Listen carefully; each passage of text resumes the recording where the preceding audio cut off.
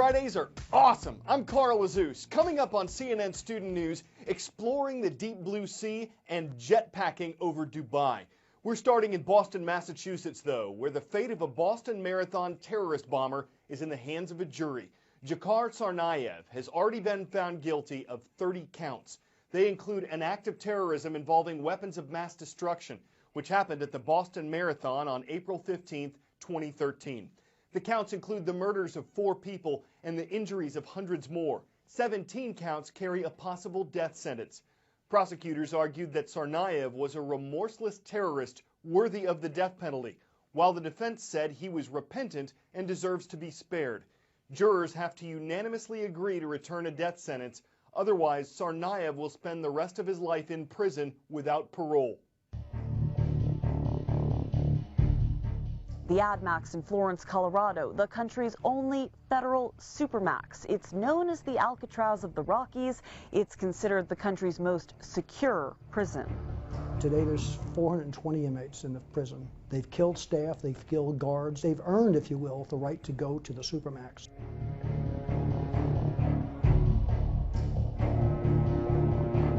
You're looking at people like Ramzi Yousef, the 1993 World Trade bomber. Timothy McVeigh was there. Nichols is still there. The shoe bomber, the Unabomber, you can go on and on. Soon, this could be home to the marathon bomber. It's closed off to the rest of the world. Inside, the most dangerous inmates are sealed off. You're designing it so the inmates can't see the sky, intentionally. When it really hits you is that you're looking at the beauty of the Rocky Mountains in the backdrop. When you get inside, that's the last time you'll ever see it. As you're pulling up to this complex, there's shotguns in plain view, there's 9mm on this tear gas. They're going by 12 gun towers, and that's before you even say hello to anyone. You'll be in leg irons, a belly chain, handcuffs, and you're passing hundreds of cameras. It's almost all concrete. You're going to be in that box, these 84 square feet of room, most likely for the rest of your life. His life, if he goes there, is pathetic no matter how you spin it. Investigators are trying to figure out whether it was human or mechanical error that caused an Amtrak passenger train to derail in Philadelphia Tuesday. The engineer has, quote, no recollection whatsoever of what happened, according to his lawyer. The NTSB says initial data indicate the train was going 106 miles per hour when it entered the curve where it derailed. The speed limit there is 50.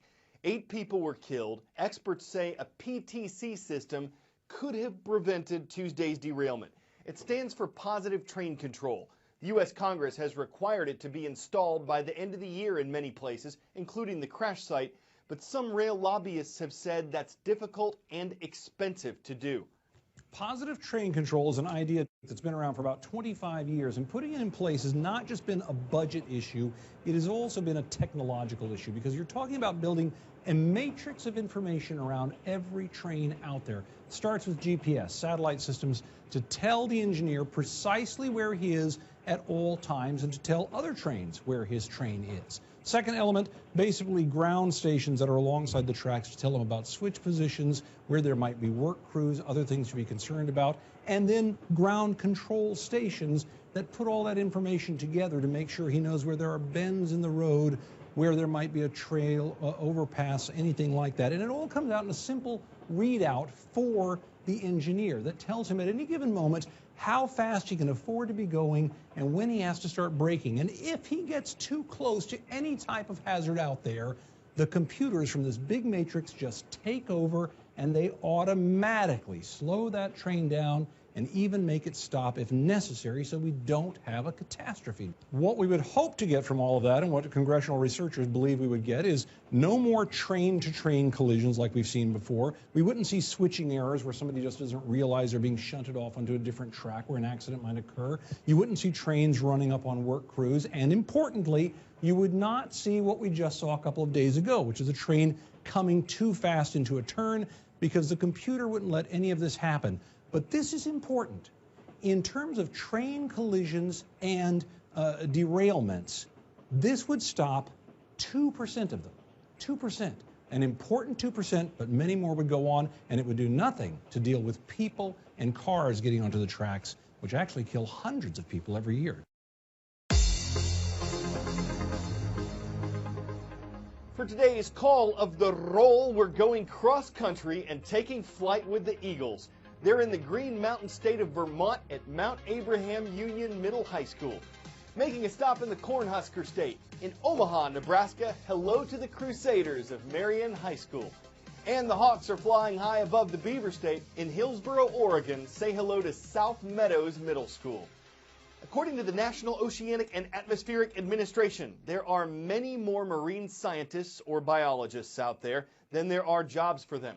But their field is broad. Marine mammalogists study animals like whales and dolphins. Marine ecologists study the environment and interactions of underwater life. Much of their work is done beneath the waves. We're not doing anything particularly special, we're just doing it, and not many people are.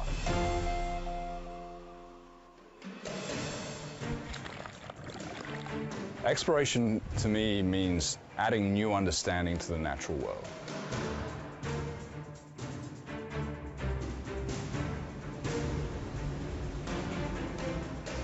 The deep ocean represents the single largest ecosystem on this planet, and we've barely scratched the surface of what's in there.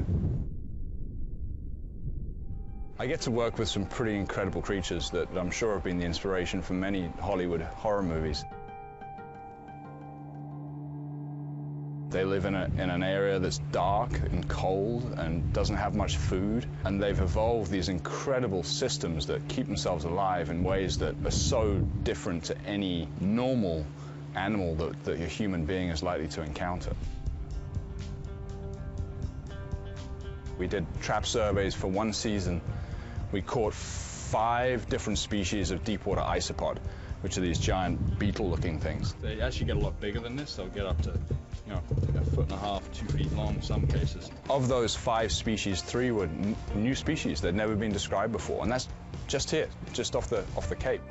They've been kept in captivity before and haven't eaten for years. And what we found is that they can eat 40% of their own body weight in one sitting. So that's me eating a 100-pound steak. It's a pretty incredible life history adaptation that you can go for years without food, but when that one meal comes, you take advantage of it.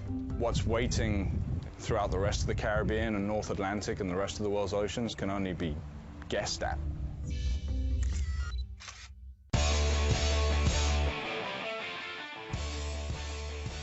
You know you're looking at an extreme sport when it starts with a jump from a plane. From there, it really takes off.